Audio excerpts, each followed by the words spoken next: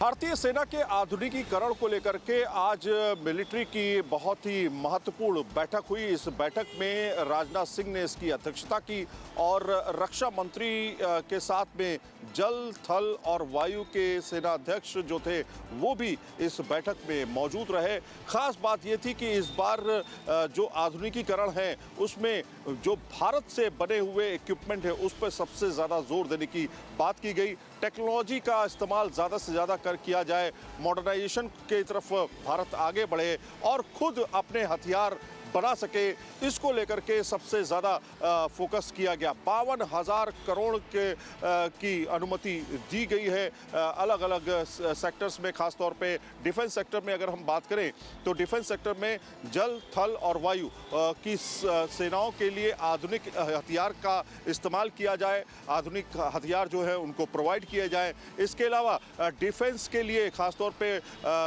उसका इस्तेमाल जो है वो ज़्यादा से ज़्यादा किया जाए और कहीं ना कहीं भारत की अपनी तकनीक का इस्तेमाल करते हुए तमाम मैन्युफैक्चरिंग की जा सके, इसको लेकर के आज एक अहम बैठक हुई है जिसमें डिफेंस इक्विपमेंट को लेकर के काफ़ी ज़्यादा जोर जो है वो दिया गया है। फिलहाल इस बैठक का मकसद साफ तौर पे ये था कि आने वाले समय में जो भी हथियार बने और जो भी तकनीक हो वो वर्ल्ड लेवल की हो, जिससे हमारी तीनों सेनाएं भारत की मजबूती के साथ आने वाले समय में खड़ी रह सकें। वीडियो जर्नलिस्ट जयराम के साथ सईद आमिर, न्यूज़ स्टेट उत्तराखंड, उत्तर प्रदेश।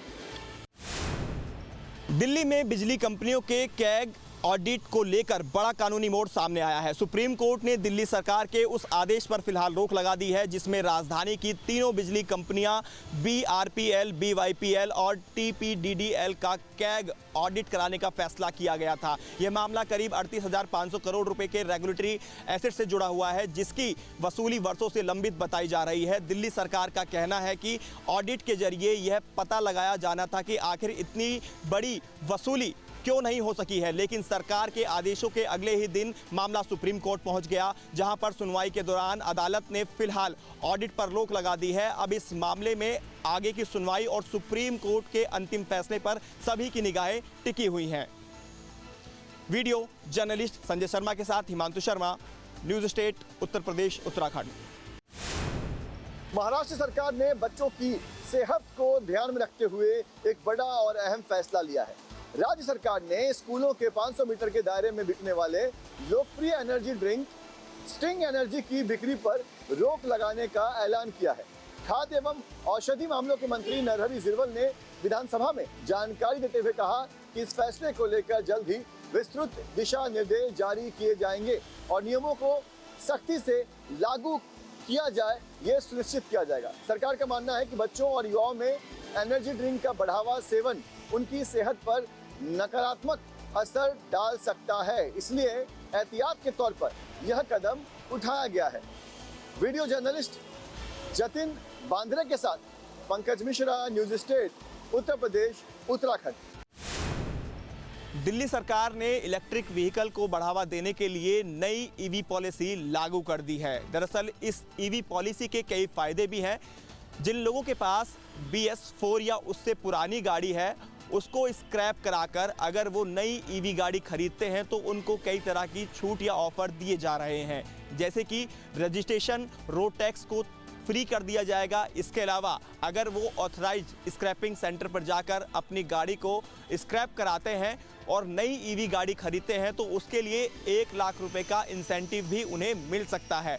और ये ऑफर केवल उन लोगों के लिए है जो शुरुआती 1 लाख लोग रहने वाले हैं। ये पॉलिसी 1 जुलाई 2026 से लेकर 31 मार्च 2030 तक के लिए लागू की गई है। वीडियो जर्नलिस्ट संजय शर्मा के साथ Himanshu Sharma, news state, Uttar Pradesh, Uttarakhand. America, Israel और ईरान के बीच संघर्ष कुछ कम जरूर हुआ है लेकिन टेंशन अभी बनी हुई है। उस बीच में क्रूड ऑयल की कीमत में काफ़ी ज़्यादा गिरावट दर्ज की गई। खास तौर पे अगर आप देखें तो क्रूड ऑयल की कीमत $126 प्रति बैरल तक पहुंच गई थी अंतर्राष्ट्रीय बाजार में, लेकिन अब ब्रेंट क्रूड WTI जो है वो 68 से लेकर के $72 प्रति बैरल तक कारोबार कर रहा है। ऐसे में जब पेट्रोल और डीजल की कीमतें बढ़ी थी जब क्रूड ऑयल की कीमत काफ़ी ज़्यादा हो गई थी तब सरकार ने फैसला और तेल कंपनी ने फैसला लिया था कि इसकी कीमत बढ़नी चाहिए। करीब 7.5 रुपए पेट्रोल और डीजल की कीमतें जो थी वो बढ़ा दी गई थी। सवाल खड़ा ये होता है कि जब कीमत ज़्यादा थी, यानी कि जो ब्रेंट क्रूड की कीमत काफ़ी ज़्यादा हो गई थी, उस समय पेट्रोल डीजल की कीमत बढ़ाई गई।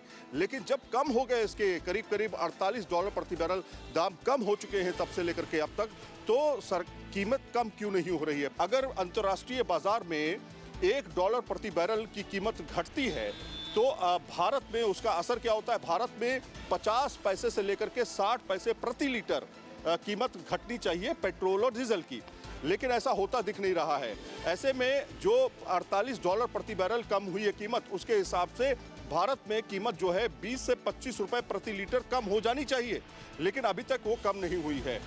वही रेट बने हुए हैं जो $126, $120 प्रति बैरल के हिसाब से थे, यानी वही रेट $102.12 और $95.20 डीजल के दाम। क्रूड ऑयल की बात करें, लगातार जो कीमतें कम हो रही हैं उसको लगभग 15 से 20 दिन हो चुके हैं।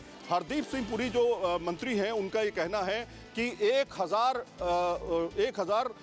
करोड़ रुपए का नुकसान प्रतिदिन हो रहा था ऑयल कंपनियों को, जब टेंशन काफ़ी ज़्यादा थी, टेंशन पीक पर थी, और उसके बाद ये घटते घटते 500 करोड़ और 300 करोड़ तक पहुंचा। लेकिन क्या अभी की स्थिति है, ये सामने नहीं रखा जा रहा है। वीडियो जर्नलिस्ट जयराम के साथ सईद आमिर हुसैन, दिल्ली।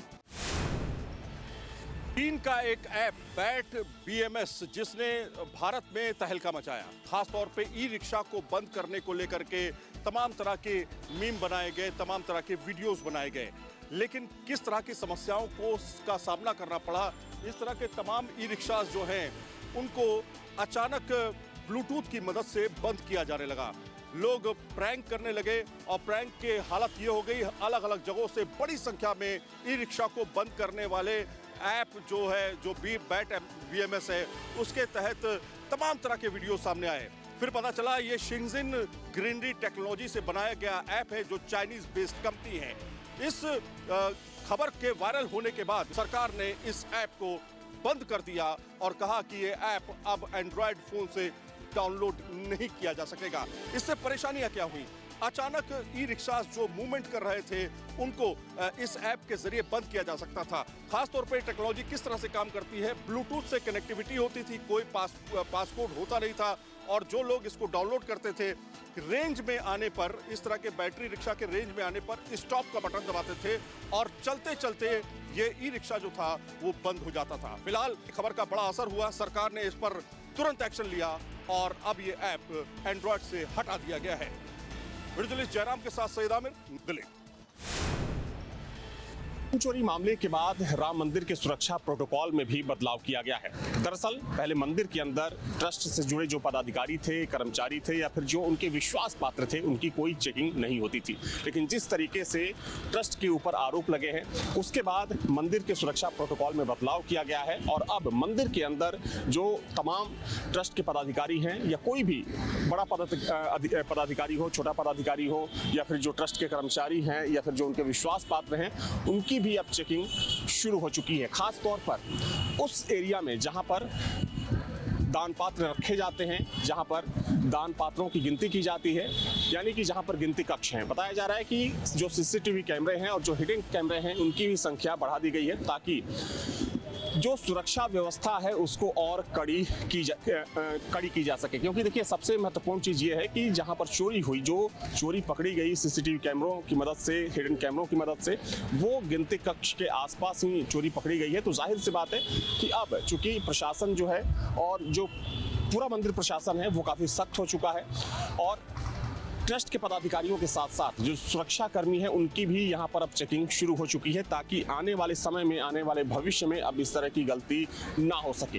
हालांकि महत्वपूर्ण सवाल ये है कि अगर इन गलतियों को पहले सुधार लिया गया होता तो शायद इतना बड़ा आरोप यहाँ पर ना लगा होता। वीडियो जर्नलिस्ट दीपक राणा के साथ Avinash Singh, news state, Ayodhya. Allahabad high court ने निकाह, हलाला और 3 तलाक जैसी प्रथाओं पर तीखी टिप्पणी की है। अदालत ने कहा है कि इन प्रथाओं की आड़ में महिलाओं के साथ यौन शोषण की अनुमति नहीं दी जा सकती। कोर्ट ने टिप्पणी की है कि ऐसी प्रथाएं समाज का काला पन्ना है जो असंवैधानिक मूल्यों और समानता, मानवीय गरिमा के विरुद्ध हैं। न्यायालय ने कहा है कि ऐसे कृत्य न केवल कानूनन अपराध हैं बल्कि समाज की सामूहिक अंतरात्मा को झकझोरने वाले हैं। इस मामले में न्यायमूर्ति जे मुनीर और न्यायमूर्ति तरुण सक्सेना की खंडपीठ ने पीड़ित के पूर्व पति, चाचा, मौलाना समेत अन्य आरोपियों की याचिकाएं खारिज कर दी है। हाईकोर्ट ने कहा है कि व्यक्तिगत कानूनों की आड़ में अपराधों को संरक्षण नहीं दिया जा सकता। अदालत ने प्रथम दृष्टया मामले को नाबालिग के साथ सुनियोजित सामूहिक दुष्कर्म का मामला मानते हुए गहन जांच की आवश्यकता बताई है। पूरा मामला अमरोहा के सैदना गली थाना क्षेत्र का है, जहां पीड़िता ने कम उम्र में निकाह, 3 तलाक, हलाला और फिर निकाह के नाम पर लगातार यौन शोषण के आरोप लगाए हैं। आरोपियों ने मुकदमा रद्द करने और गिरफ्तारी पर रोक लगाने की मांग करते हुए याचिका दायर की थी, जिसे कोर्ट ने खारिज कर दिया। अदालत ने कहा है कि अब तक सामने आए तथ्य बेहद गंभीर हैं और प्रथम दृष्टया सभी आरोपियों की भूमिका कानून के खिलाफ दिखाई देती है। कोर्ट ने स्पष्ट किया है कि जांच के इस प्रारंभिक चरण में एफआईआर रद्द करने का कोई आधार नहीं बनता और विवेचना जारी रहेगी। प्रयागराज से नीतीश सोनी, न्यूज स्टेट, उत्तर प्रदेश। उत्तर प्रदेश के मदरसों की विदेशी फंडिंग की जांच पर इलाहाबाद हाईकोर्ट ने बड़ा फैसला सुनाया है। हाईकोर्ट ने एटीएस की जांच पर रोक लगाने की मांग वाली याचिका खारिज कर दी है। अदालत ने साफ कहा है कि जांच शुरू करना कोई सजा देने वाली कार्रवाई नहीं है और संबंधित संस्थाओं को अपना पक्ष रखने का पूरा मौका दिया जाएगा। इलाहाबाद हाईकोर्ट ने उत्तर प्रदेश के मदरसों की फंडिंग की एटीएस जांच पर रोक लगाने से इनकार कर दिया है। कोर्ट ने मदारिस ए अरबिया टीचर्स एसोसिएशन की उस याचिका को खारिज कर दिया जिसमें जांच प्रक्रिया पर तत्काल रोक लगाने की मांग की बात कही गई थी। अदालत ने इस फैसले के बाद राज्य में चल रही जांच पहले की तरह जारी रहेगी। कर्मचारियों की गलती पर अधिकारी भी आपराधिक जिम्मेदार। इलाहाबाद हाईकोर्ट की टिप्पणी। सुनवाई के दौरान हाईकोर्ट ने कहा कि जांच शुरू करना अपने आप में कोई सजा देने वाली कार्रवाई नहीं है। जांच का मकसद सच्चाई का पता लगाना है। अदालत ने यह भी कहा कि राज्य सरकार विभिन्न सोर्सेज से मिले इनपुट के आधार पर जांच करा रही है और इसलिए इस स्तर पर जांच को रोकने का कोई आधार नहीं बनता। इलाहाबाद हाईकोर्ट ने यह भी स्पष्ट किया है कि जांच सिर्फ याचिकाकर्ताओं तक सीमित नहीं है बल्कि प्रदेश के करीब 4000 मान्यता प्राप्त और गैर मान्यता प्राप्त मदरसों की विदेशी फंडिंग की जांच की जा रही है। ऐसे में यह बड़े स्तर की जांच है जिसे कानून के दायरे में किया जा रहा है। प्रयागराज से नीतीश सोनी, न्यूज स्टेट, उत्तर प्रदेश। कानपुर में पुलिस ने फर्जी मार्कशीट उपलब्ध कराने वाले गैंग का पर्दाफाश कर दिया है। गैंग के 2 सदस्यों को पुलिस ने गिरफ्तार किया है, जिनके पास से 59 मार्कशीट प्रमाण पत्र बरामद हुए हैं। उनके पास से पुलिस को तकरीबन 4.5 लाख रुपए बरामद हुए हैं। आपको बता दें कि यह गैंग तमाम लोगों को फर्जी मार्कशीट और डिग्रियां उपलब्ध कराता था। पुलिस के आंकड़ों के मुताबिक अब तक यह गैंग हजारों लोगों को फर्जी मार्कशीट, डिग्रियां और प्रमाण पत्र उपलब्ध करा चुका है। इस गैंग का सरगना उन्नाव का रहने वाला एक शख्स बताया जा रहा है। ये दोनों भाई मिलकर के इस पूरे गिरोह को ऑपरेट करते थे। दोनों ही भाई फरार बताए जा रहे हैं। पुलिस इन दोनों फरार भाइयों की तलाश कर रही है। इनके खातों से करोड़ों का ट्रांजैक्शन हुआ है। जिन 2 लोगों को पुलिस ने गिरफ्तार किया है वे इस गैंग के सक्रिय सदस्य थे और ये भी करोड़ों का कारोबार कर चुके थे। हजारों लोगों को अब तक डिग्रियां बांट चुके थे।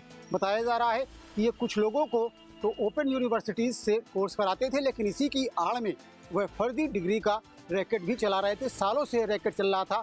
मुख्य आरोपी जो इस पूरे मामले में बताया जा रहा है उसे लखनऊ पुलिस ने गिरफ्तार करके जेल भी भेजा था।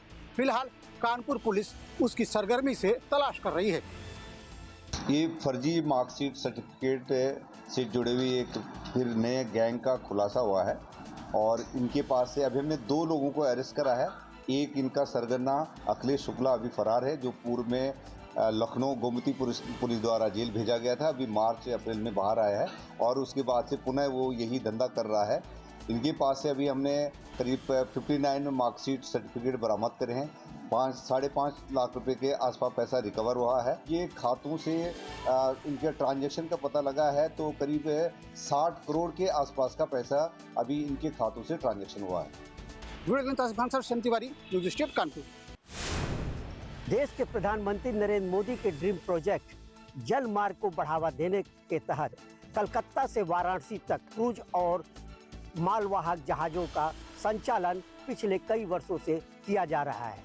हम इस समय मौजूद है कालूपुर गांव के गंगा तट पर। आप हमारे पीछे देख सकते हैं कि एक क्रूज जो मालवाहक है वो यहाँ से वार रहा था, परंतु गंगा में जल होने के कारण रेत पड़ने से वो वहाँ पर फंस गया है, जो लगभग 20 दिनों से ये यहाँ पर फंसा हुआ है। इस क्रूज में लगभग 6 क्रूज मेंबर हैं और बताया जाता है कि इस क्रूज की लंबाई 55 मीटर है और चौड़ाई 10 मीटर है, जिसका वजन 300 टन के लगभग है। और यहाँ पर ये 20 दिनों से पड़ा हुआ है, जबकि ड्रेनेज की भी व्यवस्था की गई, परंतु रेत इतना होने के कारण और जल स्तर कम होने से यहाँ पर ड्रेनेज का कार्य सफल नहीं हो पाया और ये यहाँ पर फंसा हुआ है। लगभग 20 दिनों से ये क्रूज यहाँ पर पड़ा हुआ है और इसके अब आगे बढ़ने का रास्ता साफ दिखाई नहीं देता। जब तक जल स्तर नहीं बढ़ता है तब तक ये आगे नहीं बढ़ पाएगा, या फिर कोई और टेक्निक इनके अधिकारी लोग लगाएं तो हो सकता है ये आगे बढ़े। ये तो अब समय ही बताएगा। Suryaveer Singh, news state, Ghazipur. कल जम्मू कश्मीर के लेफ्टिनेंट गवर्नर ने पहला बैच जो जम्मू पहुंचा था उनको लाल झंडी दिखाकर जो है पहलगाम नुनवन बेस कैंप और बालतल नुनवन बेस कैंप में इजाजत दी। तो आज सुबह ही अगर हम पहलगाम नुनवन बेस कैंप की बात करेंगे या बालतल की बात करेंगे तो आज 4:30 बजे फ्लैग ऑफ हुआ है और जितने भी सारे श्रद्धालु थे उनको बाबा बर्फानी दर्शन करने के लिए जो है इजाजत दी गई है। आपको बता दूं कि अगर हम नुनवन बेस कैंप की बात करेंगे तो नुनवन बेस कैंप में डिप्टी कमिश्नर अनंतनाग और एसएसपी अनंतनाग ने फ्लैग ऑफ किया गया है करीबन 4:30 बजे। तो उसके बाद उनको इजाजत दी गई है कि बाबा बर्फानी दर्शन करने के लिए। अगर बालतल की बात करेंगे तो बालतल में भी आज सुबह 4:30 बजे फ्लैग ऑफ हुआ है और जितने भी श्रद्धालु वहां पे मौजूद थे उनको बाबा बर्फानी दर्शन करने के लिए जो है इजाजत दी गई थी। कुल मिला के अगर देखा जाएगा कि जो फर्स्ट बैच कल यहाँ पे पहुंचा था 4,822 श्रद्धालु ने ऑनलाइन रजिस्ट्रेशन की थी। तो बाज़ाब्ता तौर पर बालतल से और पहलगाम नुनवन बेस कैंप से उनको आज सुबह ही इजाजत दी गई है। अलग अलग जगहों पे जो है मेडिकल सुविधा जो है श्रद्धालु के लिए रखी गई है और अलग अलग जगहों पे जो है जम्मू कश्मीर पुलिस और सीआरपीएफ, बीएसएफ, आईटीबीपी के जवान जो है वो तैनात हुए हैं और उसके साथ साथ पूरी तरीके से ड्रोन और सीसीटीवी कैमरास इंस्टॉल किए गए हैं। कुल मिला के अगर देखा जाएगा कि इस साल जो है सिक्योरिटी के कड़े बंदोबस्त यहाँ पे देखने को मिल रहे हैं और उसके साथ साथ अलग अलग जगहों पे पूरी तरीके से जो ड्रोन और कैमरा, सीसीटीवी कैमरा और ड्रोन से जो है मॉनिटर यहाँ पे किया जा रहा है। हर किसी पे जो नजर है वो यहाँ पे रखी जा रही है। लेकिन अगर देखा जाएगा कि इस साल जो है सबसे बड़ी यात्रा चलने वाली है जो कि 57 डेज यात्रा जो है वो यहाँ पे चलने वाली है। कुल मिला के अगर देखा जाएगा कि अभी तक जो श्रद्धालु यहाँ पे जो पहला बैच है 4,822 श्रद्धालु ने ऑनलाइन रजिस्ट्रेशन की है, जिनको आज सुबह ही बाज़ाब्ता तौर पर परमिशन मिली है बाबा बर्फानी दर्शन करने के लिए। राजस्थान का राज्य पशु ऊंट, जिसे रेगिस्तान का जहाज भी कहा जाता है, लेकिन राजस्थान हाई कोर्ट ने एक चिंता जताई है इसी ऊंट को लेकर के कि राजस्थान में पिछले कुछ सालों से लगातार ऊंट की संख्या कम होती जा रही है। इसका अनुमान इस बात से लगाया जा सकता है कि 1980 के अंदर राजस्थान में करीब 15 लाख ऊंट हुआ करते थे। उसके बाद में 2015 में तो ऊंटों को लेकर के एक कानून भी आया, यानी कि जो ये ऊंट है उस दौरान जब कानून आया था तो इनकी संख्या लगभग 3.5 लाख हो गई थी, यानी कि राजस्थान में करीब 3.5 लाख ऊंट हुआ करते थे। उसके बाद में 2019 में अगर आंकड़ों की बात की जाए तो ये संख्या करीब 2.25 लाख से 2.5 लाख के बीच पहुंच गई थी। लेकिन अभी की बात की जाए तो कुछ मीडिया रिपोर्ट्स या जो कुछ आंकड़े निकल कर सामने आते हैं उसके हिसाब से करीब राजस्थान में 1.5 लाख ऊंट ही बचे हैं। यानी कि आप देखिए 1980 में कहां 15 लाख संख्या हुआ करती थी, वही 1.5 लाख के आसपास पहुंच गए। यानी कि मात्र 10% ऊंट राजस्थान में बचे हैं। 90% जो ऊंट हैं वो कम हो गए हैं। इसको लेकर ही राजस्थान हाई कोर्ट ने चिंता व्यक्त की है और इसको लेकर के सरकार को भी कहा है कि इसके ऊपर ध्यान दिया जाए। इसके पीछे के कुछ कारणों की बात करते हैं तो सबसे पहले माइग्रेशन को लेकर के एक रूल बनाया गया, जिसके अंदर कहा गया कि जिला कलेक्टर से परमिशन लेनी होगी। इसके चलते जो ऊंट पालन करने वाले लोग हैं वो कुछ ज़्यादा पढ़े लिखे नहीं हैं, कलेक्टर के पास जाकर के परमिशन नहीं ले पाते और उसकी वजह से ऊंट कम होने लगते हैं। इसके अलावा अगर ऊंटों की बात की जाए तो राज्य पशु का दर्जा तो दे दिया, लेकिन ऊंट को पालने के लिए जो संसाधन है वो ऊंट को रखने वालों को उपलब्ध नहीं करवाए जाते और संसाधनों की कमी की वजह से जो कुछ लोग ग्रामीण इलाकों में ऊंट रखा करते थे, उनके आगे की जो पीढ़ियां हैं, जो बच्चे हैं, वो उन्होंने ऊंटों से दूरी बनाना शुरू कर लिया। वीडियो जर्नलिस्ट राजू चौधरी के साथ में शरद पुरोहित, जयपुर। आधा घंटे की बारिश के बाद मथुरा में चारों तरफ पानी पानी दिखाई दे रहा है। मानो ऐसा लग रहा है कि ये यमुना में तब्दील हो गया है। जो तिराहे चौराहे हैं वो पूरी तरह तालाब में तब्दील हो चुके हैं। लोग जो यहाँ होकर गुजर रहे हैं, तमाम श्रद्धालु मथुरा आते हैं, उन्हें तमाम तरह की परेशानी होती है। किस तरीके से रेलवे लाइन को क्रॉस करते हुए जान जोखिम में डालकर श्रद्धालु दूर दराज से यहाँ आ रहे हैं, तमाम परेशानियों का सामना इन्हें करना पड़ रहा है। परेशानी है। कहाँ जल भराव मिला है? भोपाल से आए हैं पूरे, यहाँ पे पानी पानी भरा है सब दूर पूरे में। सुंदर है लेकिन ये पानी का निकासी नहीं है, पूरी नालियों में कचरा भरा है, पूरा पानी निकल ही नहीं पा रहा है। भाई आने जाने में बहुत दिक्कत हो रही है। देखो पानी भरा हुआ है, मतलब ज्यादा ही दिक्कत है। भैया बहुत दुखी हो गए आए। शहर है भाइया है, हाँ भाइया शहर। ऊपर आए रेलवे क्रॉसिंग करके, साड़ी ऐसे करी पूरी, तब उतर के आए। ट्रेन भी गुजर रही होंगी माता जी? ट्रेन निकली है तो जनता रुकी है, फिर और क्या करें? कोई है नहीं रोकने वाला? नहीं है, पुलिस वाले हैं, व्यवस्था है, है व्यवस्था। यहाँ से बढ़िया व्यवस्था हो, जो नगर निगम करे तो सही, कुछ नगर निगम करे तभी तो होगी यहाँ पे। यहाँ का प्रशासन को कोई मतलब नहीं है। यहाँ को सिर्फ अपनी रोटी सेकनी है, इन्हें जनता को बेवकूफ बनाना है और करोड़ों रुपए आता है विकास के नाम पे, पर हो कुछ भी नहीं रहा। यहाँ मेयर भी बदल रहा है, नेता भी बदल रहे हैं, मगर मथुरा नहीं बदल रहा है। पूरे नाले पूरी तरह चौक हैं। ये तस्वीरें दिखाते हैं, ये बस स्टैंड है और बस स्टैंड के पास का नाला है। किस तरीके से इसमें पूरी तरह कचरा भरा हुआ है, तो साफ दिखाई दे रहा है कि क्या नगर निगम कर रहा है, क्या प्रशासन कर रहा है। सबसे बड़ी बात तो यह है कि मथुरा में चारों तरफ निर्माण का कार्य चल रहा है। इधर रेलवे का है, ये रास्ता बंद किया हुआ है, नालियां टूटी पड़ी हैं, यानी आम जनता को निकलने में भी, आम दिनों में भी परेशानियों का सामना करना पड़ रहा है। जब बारिश हो गई तो और समस्या बढ़ गई। अब लोगों की मांग यही है कि इस समस्या का निदान हो। धाराजी सारस्वत, न्यूज स्टेट, मथुरा।